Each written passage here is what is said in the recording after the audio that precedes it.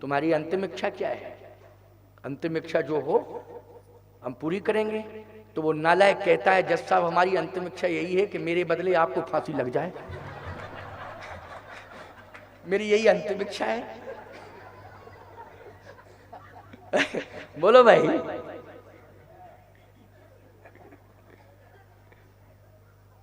ये इतने नालायक हैं राजा, ये पता नहीं अंतिम इच्छा में क्या शर्त रख दे मैं, इसलिए इन्हें चांस देना नहीं चाहिए, इनसे पूछने की जरूरत नहीं है। बोलो है कि नहीं? और नालायक नहीं है, महानालायक, क्योंकि महागठबंधन महानालायक, यही स्थिति है। मैं साफ बोल रहा हूं। हो भाई, इनसे पूछने की जरूरत नहीं, पता नहीं क्या शर्त रख दे। परशुराम जी ने कहा एक, आंख बंद हो गई। कहा दो, राजाओं ने कहा तीन पर तो फरसा चलेगा, क्योंकि तीसरा अंक बड़ा खतरनाक है। तीन, सन्नपात में आ गए सब। भाई आ गए कि नहीं आ गए हैं? अब तो आंख बंद है, लेकिन देखा आपने दृश्य क्या है? दृश्य ये है कि जैसे का तीन, भगवान राम हाथ जोड़ के खड़े हो गए परशुराम जी के सामने। राम जी हाथ जोड़ के खड़े हो गए। परशुराम जी ने जैसे ही राम को देखा, देखते ही रह गए। फरसा उठा था, अपने आप हाथ नीचे आ गया और फरसा भी नीचे आ गया। परशुराम जी का हाथ भी नीचे, हाथ नीचे तो फरसा नीचे। आंख टकटकी निगाहें लगाए हुए है, राम जी को देख रही है। इसका मतलब है कि राम जी की छवि को देख करके शांति का अनुभव हुआ, इसका अर्थ है। और प्रमाण क्या है इसके लिए? राम ही चितई रहे थक लोचन,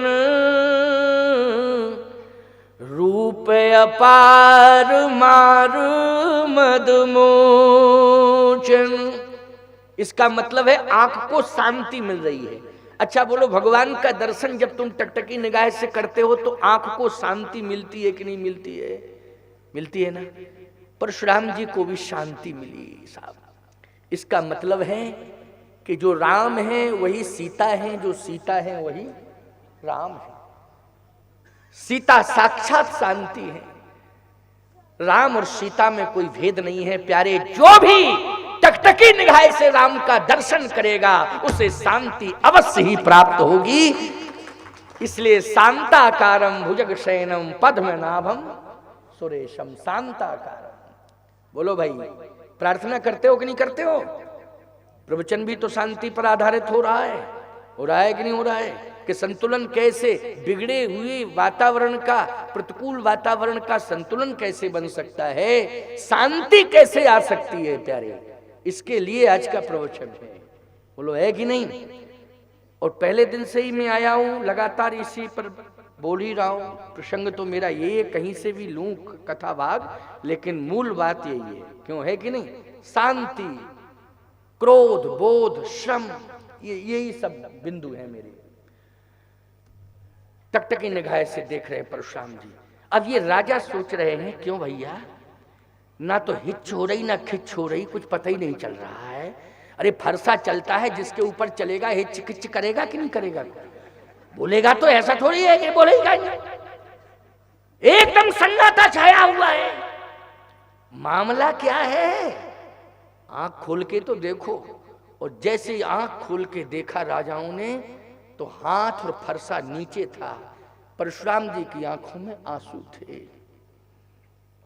राजाओं ने लंबी सांस ली, बोले बच गए, बच गए। क्यों? बोले धनुष तोड़ने वाला सामने आ गया, धनुष तोड़ने वाला सामने आ गया, अब तो कन्फर्म बच गए। जब परशुराम जी महाराज ने साहस किया बोलने का, तो एक ही शब्द कहा, तुमने धनुष तोड़ा है। बोलो, तुम धनुष तोड़ नहीं सकते हो। परशुराम जी कह रहे हैं तुमने क्या धनुष तोड़ा है? मैं कहता हूं कि तुम धनुष तोड़ नहीं सकते हो। तुम्हारे कोमल कोमल हाथ, कितनी चेहरे पर सौम्यता, इतनी कठोरता आ ही नहीं सकती। तुम धनुष नहीं तोड़ सकते हो, फिर मेरे सामने खड़े हो। और आज मैं जितना आज रूप पर प्रभावित हुआ हूं, ये परशुराम कभी किसी के रूप पर प्रभावित हुआ ही नहीं है। ये नैष्ठिक ब्रह्मचारी है। ब्रह्मचारी कभी रूप पर प्रभावित नहीं होता है। क्यों भाई? ब्रह्मचारी रूप पर प्रभावित नहीं होता है। और बाल ब्रह्मचारी हैं कि नहीं परशुराम जी? और आज रूप पर प्रभावित हो गया परशुराम। ये ब्रह्मचारी आज रूप पर प्रभावित हो गया है। मैं नहीं मानता हूं कि तुम सामान्य हो। मैं नहीं मानता हूं कि तुम सामान्य हो। धनुष भी तुम नहीं तोड़ोगे, तोड़ ही नहीं सकते हो। क्योंकि तुम्हारा व्यक्तित्व तो ऐसा लगता है कि तुम्हें जो देख लेता है वो टूटता नहीं है, वो तुमसे जुड़ने का प्रयास करता है। ये तुम्हारा व्यक्तित्व है, ये दिखाई दे रहा है तुम्हें। क्यों भाई? टूटता नहीं है, वो तो जुड़ने का प्रयास करता है। आज परशुराम में आकर्षण तुम्हारे प्रति, आंखों में आकर्षण आ गया कि नहीं? राम ही चितई रहे तक लोचन, ये आकर्षण है कि नहीं इस चौपाई में? है? बस ध्यान से सुनते जाना प्यारे, क्योंकि समय तो 11:15 बजने वाले। 10:40 हो गए, 5 मिनट बाद 11:15 हो जाएंगे और थोड़ी देर में 11 बज जाएंगे। बजने में क्या चाहिए, इतने बजाते रहो। लेकिन यही करते रहेंगे क्या? यही करेंगे, यही बजाएंगे, पूरी जिंदगी यही बजा दें? अरे और भी कहीं जाना पड़ेगा भाई। लेकिन तुम सबकी श्रद्धा है, तुम सबकी श्रद्धा है, इसलिए श्रद्धा के कारण जो है तुम घंटों सुन सकते हो मुझे। सब इस समय तुम लोगों को केवल कथा ही कथा नजर आ रही है। तुम्हारी मेरा बोलने का जो तौर तरीका है, मेरी जो भाव भंगिमा है, टकटकी निगाह से तुम उसको देख रहे हो कि नहीं? मेरे शब्द हैं, एक एक शब्द बहुत ही ध्यान पूर्वक सुन रहे हो। बोलो, सुन रहे हो कि नहीं? ये निष्ठा, ये तुम्हारी निष्ठा। ना तुम घर का चिंतन कर रहे हो, ना घर की सोच रहे हो, केवल मंत्र मुग्ध होकर के कथा सुन रहे हो और पूरी शांति का अनुभव भी कर रहे हो। बोलो, कर रहे हो कि नहीं? कोई घबराहट तो नहीं हो रही है? घर जाने की बेचैनी? सबने कहा नहीं, बात तो सही है।